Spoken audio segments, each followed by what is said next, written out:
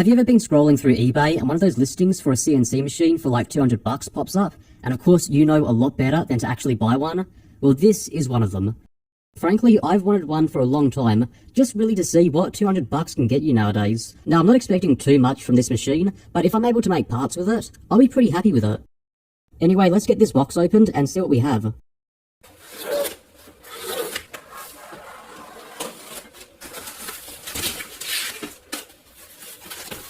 Now, there is going to be some assembly required. These small CNC machines are generally sold as a kit, but it shouldn't be too difficult to put this thing together.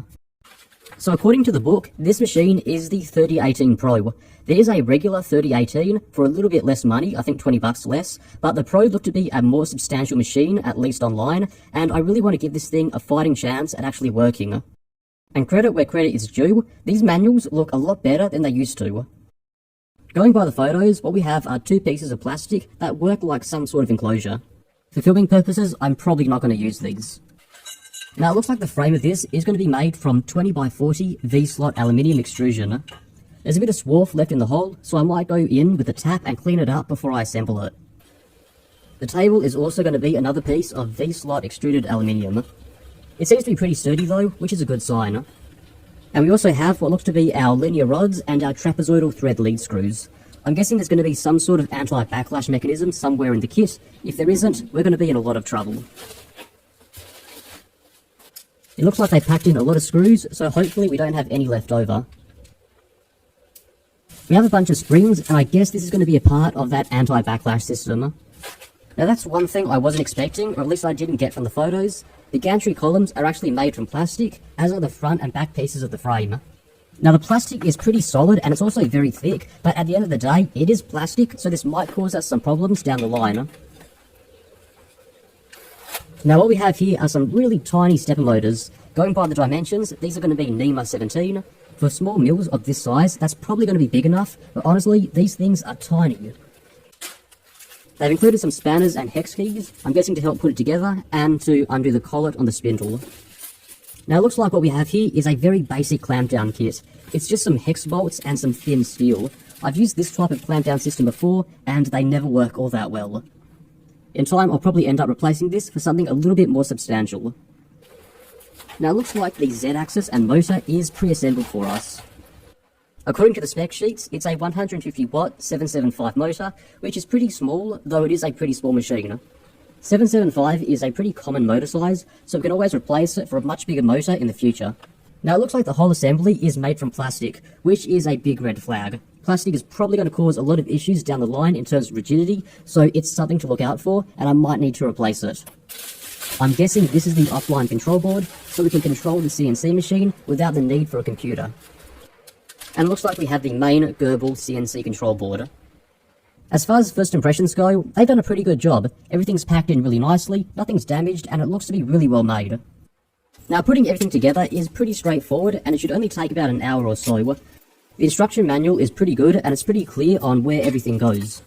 I would recommend, if you can, just going through the tapped holes with a compressed air gun, or at least a tap, because there was a fair amount of swarf and junk and other grit that was still in there that needed to be cleared out. And for good measure, all the holes needed a bit of deburring afterwards. The rest of the build is pretty much just correctly bolting stuff in and getting everything properly aligned. When you're assembling the gantry columns, there is a fair amount of alignment that you need to do with some of the V-nuts, and that is a bit time consuming getting everything aligned up, but that really is the worst of it. If you can, I would recommend having a set of 1, 2, 3 blocks, or at least a tri-square on hand, that will help you align the table to help make it square. Having a set of calipers is also really handy when it comes to setting the position of the gantry supports, so they're both the same distance from the back of the mill. Wiring the board up is also pretty straightforward. The board is nicely designed, everything's spaced out and properly labelled, which is really nice to see, at least compared to some of the other CNC boards that I've had to deal with over the years. Just make sure you don't confuse the X, Y and Z axis when you plug everything in. Finally, I'll plug in the offline controller, and fingers crossed that when I flick the switch, it all turns on.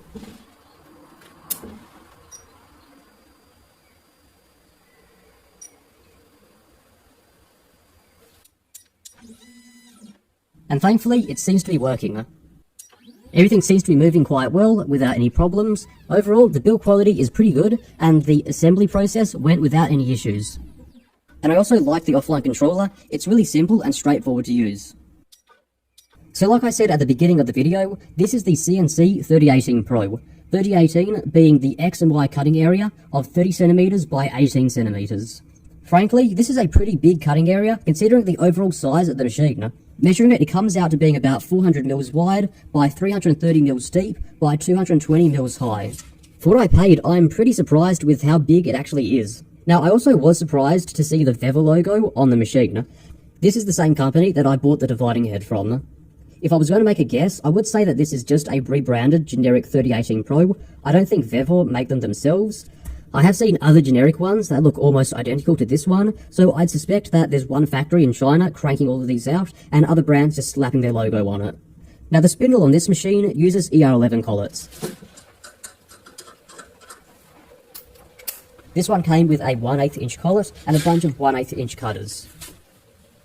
So it looks like they gave us 5 30-degree engraver bits. I'm not a huge fan of these V-bit engravers, and they also gave us some 4 flute end mills. For the sake of chip evacuation, I think 1 or 2 flute cutters might be better suited to the work here than 4 flutes. Now the size of the machine is probably going to limit us, but it's not a bad idea to get your hands on a 1/4 inch ER11 collet so you can use larger shank end mills or router bits. I'll definitely need this for when I make a wasteboard. Now one thing that I didn't notice initially when I unboxed it was that the spindle attaches to the motor using 2 grub screws. It's pretty similar to how the chuck attached to the motor on that $40 lathe that I picked up last year. In fact, I'm pretty sure they were both using the same 150 watt 775 motor. The problem with doing it this way are the issues that it can cause. One is that it's not hugely rigid. The shaft is only a few millimeters thick and it's probably going to bend under load. It was a big issue with the lathe, so I'm expecting to see it here. The second problem is it's not a hugely precise method of attaching a spindle. I'm expecting to see a lot of runout or wobble in the spindle. I'll attach a test indicator to the spindle to see the runout. And as you can see, just in the spindle alone, we're almost getting 0.1 of a mil of runout or wobble in the spindle. Just for reference, the big import mill that I have has less than 0.01 millimeters of runout, so this is almost 10 times that. Now I did try to reduce it by loosening one side and tightening the other grub screw, just to try and push it into concentric alignment, and it might have improved it a little bit by maybe 0.01 or 2 of a mil, but it's still pretty far out of whack. Turning the motor on, you'll be pretty surprised that for such a small spindle, it's really loud. I mean, it's almost as loud as my big milling machine. And there are a lot of vibrations coming from the spindle. No doubt that a lot of it is coming from that spindle runout, but I'm sure a lot of it is coming from that collet nut. Now depending where I go from here, I'll either make an enclosure for the mill, and I'll probably end up replacing the motor as well, because it's crazy how loud this thing is. The final thing I'll address is the rigidity of the machine, and as you'd expect, it's not that great. The frame itself is surprisingly sturdy. For being held together by only plastic and aluminium, it doesn't flex all that much, and neither does the gantry. However, there is a fair amount of movement in the table. There's a fair amount of backwards movement in that anti-backlash spring. It probably has to do with the fact that the spring was not all that strong, so I think a lot of it could be fixed by using a stronger spring. However, there is a small amount of upwards and down movement in the table, which will be a little bit harder to get rid of. Unfortunately though, there is a lot of slop and movement in the Z-axis, and most of it is coming from that linear rail and its guide. And this is unfortunate because we really need this part of the mill to be as rigid as possible. I can see this causing a lot of issues when it comes to machining, so if there's one area that I need to upgrade in the future, it's probably going to be this. With all of that out of the way, let's get into actually making something. My preference for doing this is always to use a computer, even though I can use the offline controller. I'll plug in the USB controller and I'll install the drivers and software that came with the included USB. The included Gerbil controller is a program called Candle. I haven't used it all that much. It's a little bit basic, but it works just fine. I know there are other ones out there, but this one is doing okay, so I'll stick with this one for the moment. Using Candle, you can look at your G-code and control the CNC machine. Overall, it's simple and straightforward, and it should only take you 5 minutes to get it working. To put all of this into context, I bought one of those CNC 3040 machines about 7 or 8 years ago, and setting that up was a complete nightmare. Just figuring out what pin was to do with what on the control board to actually wire it up in Mark III was a huge pain. Plus, I also needed a PC with a parallel port. This, compared to that, is just night and day. They've made it so much easier to do in the 7 or 8 years since I bought that machine, and I really appreciate it. I used to have a few videos of that on YouTube, but I can't find all of them at the moment. Now back to the 3018, I'll first do a test in some pine wood. The program came with a few test files, which will just be a few letters engraved onto the wood. To do the engraving, I'll be using this single flute engraver bit. I'll clamp the wood down using the stock clamp down kit that came with the router. To prevent the bolt from digging into the table, I'll be using the disc that I made for the Big Mills clamp down kit. And after using this once, I can tell you that the first thing I'll be replacing will be the clamp down kit. The bolt's just too small for the slot and it's not that nice to use. I'll move the bit over to where I want the work to start and I'll set the origin on the PC. And I'll also set the Z origin. Finally, I'll click go.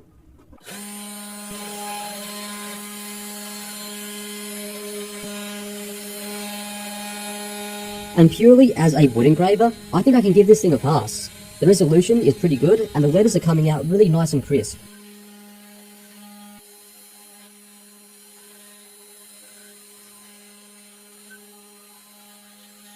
So far so good. The next thing I'll try will be the same G-code in aluminium. To give it a chance, I'll slow it right down and I'll reduce the depth of cut. Now some cutting oil really helped it here, but it is struggling quite a bit. I'm sure you can hear it and see it in the footage, but there is some deflection with the cutter. I'm pretty sure all these issues are stemming from the spindle rigidity as well as the lack of rigidity from that Z-axis frame. I'm almost certain that if I'd used one of those V-bit cutters, it would have probably broken. The cutter left a bit of a burr, which I'll sand down. To be fair to the mill, this grade of aluminium is not the nicest alloy to machine, so a burr is no surprise. With it cleaned up, it actually looks a lot better than I thought it would. There are some parts that turned out better than others, but I was expecting it to look a lot worse. I don't know, I'm kind of impressed. I'll switch over from an engraving bit to an end mill so I can actually cut out a profile. I'll be using Fusion 360 to make the G-code. I don't normally use Fusion, but it has a pretty good CAM software, and it has a post-processor for Gerbil code, which means it can make G-code for Gerbil machines, which the 3018 is. I'll have to do a long video on CAD and CAM, but all I'm doing is telling the software what I want cut, how I want it cut, and what cutter that I'm doing, and it's generating the toolpaths for me. And the model that I'm using is just a bottle opener that I found a few years ago.